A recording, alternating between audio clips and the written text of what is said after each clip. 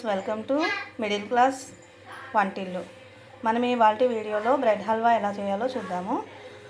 దీనికోసం ఏమేమి ఇంగ్రీడియంట్స్, నేను ఎక్కువ బయట ఇంగ్రీడియంట్స్ ఏం వాడట్లేదండి. మన ఇంట్లో ఉన్న వాటితోనే సింపుల్గా చేసుకోవచ్చు. చాలా తొందరగా అయిపోతుంది రెసిపీ. అది ఎలా తయారు చేయాలో వీడియోలో చూద్దాం. వ్యూవర్స్, మనం ఇవాల్టి వీడియోలో డబుల్ కా మీఠా బ్రెడ్ హల్వా ఎలా చేయాలో చూద్దాము.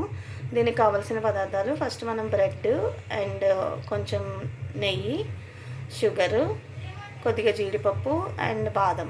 అంతే. ఫస్ట్ మనము ఈ బ్రెడ్ స్లైసెస్ ఉన్నాయి కదండి, వీటికి బోత్ సైడ్స్ నెయ్యి రాసుకున్నానండి.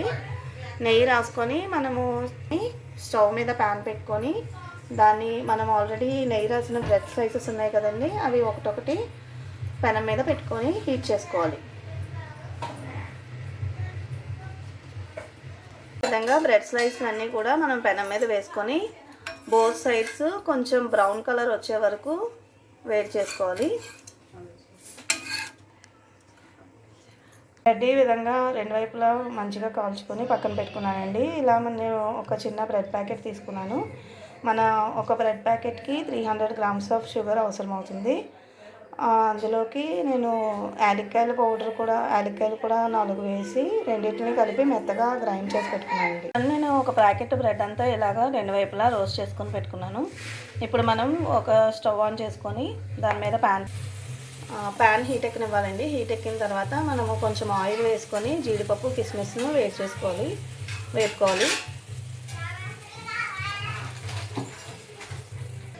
ప్యాన్ హీట్ ఎక్కిందండి. ఇప్పుడు ఇందులోకి మనం ఒక 1/2 స్పూన్ వరకు నెయ్యి వేసుకున్నాను. ఇందులో మనము ఆల్రెడీ రెడీ చేసి పెట్టుకున్న జీడిపప్పు, కిస్మిస్ అండ్ బాదంని వేసుకుంటున్నానండి. వీటిని కొంచెం లైట్ బ్రౌన్ కలర్ వచ్చే వరకు వేసుకోవాలి. వేగుతున్నప్పుడు మంచి స్మెల్ వస్తుందండి.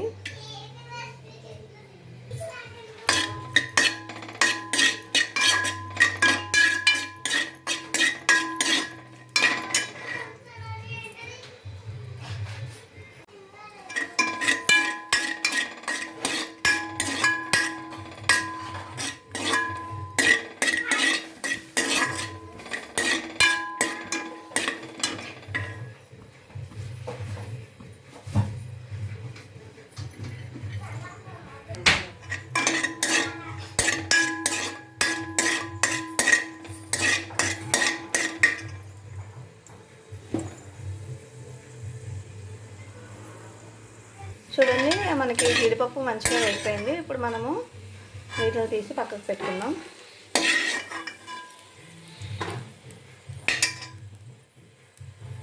ఇప్పుడు మనం ఇందులోకి కొన్ని వాటర్ యాడ్ చేసుకోవాలి.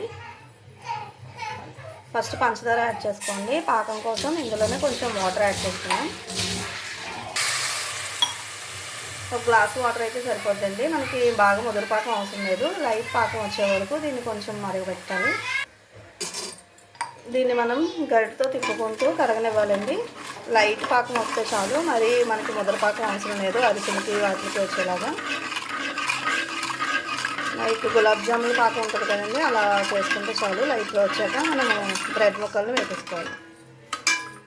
మరుగుతుందండి. ఇప్పుడు మనం ఆల్రెడీ రోస్ట్ చేసి పెట్టుకున్న బ్రెడ్ పీసెస్ని చిన్న చిన్న ముక్కల కింద కట్ చేసుకొని ఇలా వేసుకోవాలి. ఇందులో వేసుకొని వాటిని బాగా ఉడకనివ్వాలి.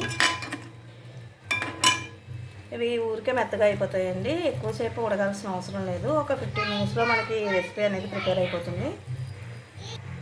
ఇవన్నీ మొత్తం అన్నీ కూడా మనం బ్రెడ్ ఆల్రెడీ పీసెస్లా రోస్ట్ చేసుకుని పెట్టుకున్నాను. నేను పీసెస్లా కట్ చేసుకొని వేసుకున్నానండి. ఇందులోకి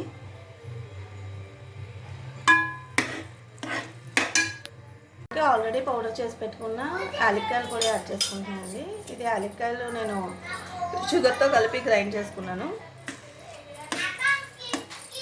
ఇది కూడా వేసుకొని బాగా కలుపుకోండి. ఇందులో కొంచెం నెయ్యి యాడ్ చేసుకోండి.